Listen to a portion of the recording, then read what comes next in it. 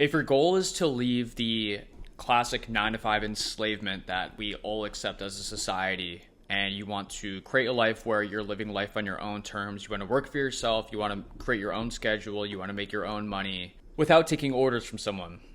Everyone always tells you have to build a high leverage skill, but it's more than that. You need to find a skill that actually gives you an unfair advantage. And for me, I'm going to just relate this directly to UGC because if you don't know, I do UGC as a full-time job. That's where all of my income comes from. And there's really two brands that I work with where I really would say the reason why I was successful with them is because I have an unfair advantage in both of them. So unfair advantages, it doesn't have to be just a skill that you've been trained for years on.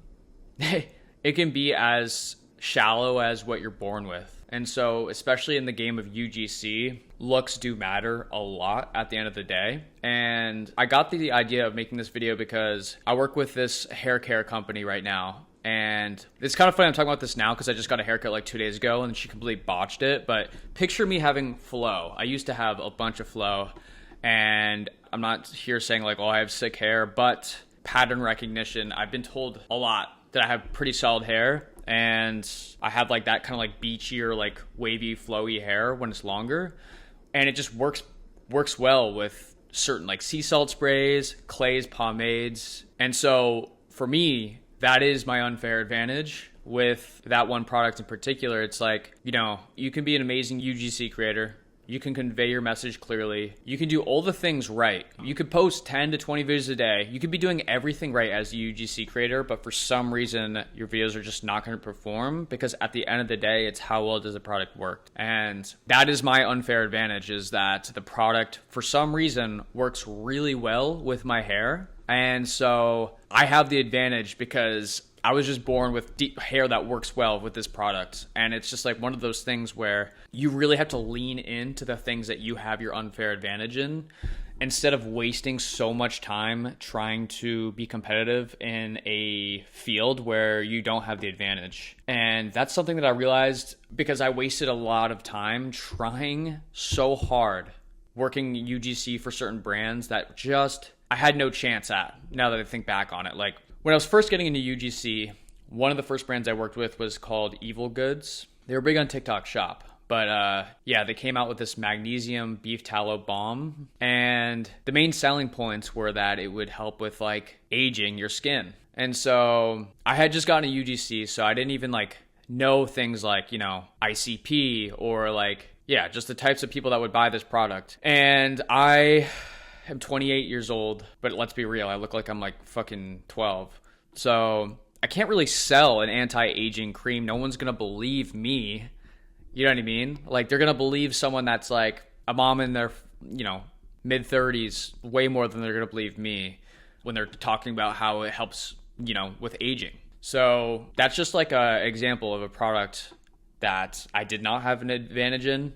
I had no business working for them and it showed. I got like one sale for them the entire time I worked for them. It was horrible. They kept wanting to put me on retainer too. I'm like, dude, I'm getting no sales. Like, this is just not worth it. It's not worth my time. It's not worth your time. So then cordially we separated. Great brand, by the way. The people on that team are fantastic, but it just was not my unfair advantage brand. So I had to pivot. But that was my first example of, you know, realizing like, okay, and at least in the game of UGC, looks matter for certain products that you sell. They really do. You're probably not going to want to have, you know, out of shape, overweight person selling like gym clothes. Like you're just not. You're going to want to sell the dream of what they could like when they wear these types of clothes. Like that's really what you're trying to do here. So you're going to want someone who's fit. That's going to be making UGC ads for a activewear company. It's just how it works. Anyways, I got on a tangent there, but yeah, it's like this hair gel company that I'm working for. It's just, it makes so much sense for me to work for them because the product works so well with my hair. It's effortless. So you should lean into that. Like leaning into your unfair advantage is a huge thing that, you know, I wish I learned sooner. And I wasted a lot of time making a lot of ads and not making any money and wondering why it wasn't working. because I thought I was putting a lot of time in these ads. I was, but they just weren't working. And at the end of the day, if you're not the ideal customer profile, you're wasting your time. So yeah, I'm really making this video. So if anyone's like, struggling with a brand or struggling in not just UGC but anything, like I would just see if I would try to zoom out and see like, all right, do you have any advantage in this area, or are you kind of battling? Is it just super competitive and honestly not realistic? And so it's something that you need to think about. But with this hair care company, it's good, and I'm going to stick with them for that reason, because I recognize that, most people, that product doesn't work that well for them. So it makes sense for me to stick with them. Another example is with this other company I work for. Basically, it's an AI editing app. And so the reason why I feel like I have an unfair advantage in that is because I'm a self-taught video editor. I've taught myself how to video edit in my college dorm room freshman year of college. So that was 2016. It's now 2026, which is crazy. 10 years. And so I just understand it a lot, and I understand the value, and I know how to sell the time saved, and it's like believable when I say it because I mean it and I've experienced it. And so I can really sell the freeing up of time that would take place if you use the app. Or I have a lot of different pain points that I could hit, and I know how to hit because they're my real pain points in real life. So it's just like another example of like an unfair advantage. And, that was my first brand that really had me hit my first 10K month with UGC. So yeah, I had time to sit with this, and I was like, damn, it really is. It comes down to what do you have the advantages in, and knowing when to pivot when you don't. Cause I think that's really hard too, is you get so stuck to a brand that you think you like. Like I was working for this one company. It's like a protein coffee company, and I loved the product. I really did.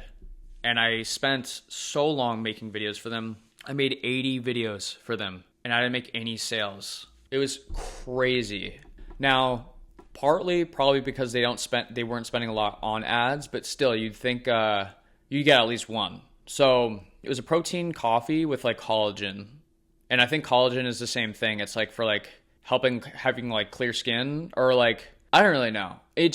Whatever it was, clearly it wasn't for me, and it didn't work for me. So knowing when to pivot is so big, and it can be hard sometimes. But yeah, I think finding your unfair advantage is so key in anything you do in life. And the more skills you learn, the more unfair advantages you have. So for me, UGC, I think is perfect for me personally, just because I say it all the time, but these are the only two skills I really have. I feel like I confidently have are video editing, 10 years of experience, sales.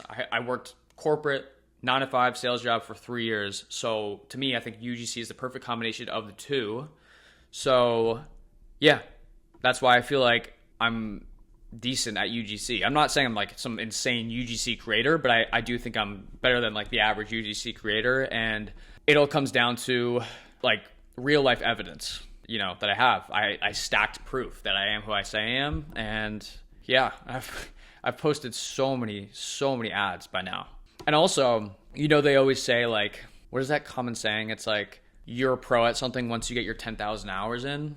I probably have damn near 20,000 hours, 30,000 with video editing. I don't even know. I wish I would pay so much money to see how much time I spent behind my computer in Premiere Pro and CapCut. I'd be so curious. People always ask me, how long did it take you to make that video? It's like, dude, I don't know. Does anyone know? I'm not sitting there with like a timer to like time myself editing a video. And also the video is done when I'm satisfied. So like a video should maybe only take like 30 minutes, but I might just do a whole day on it because I care so much about it.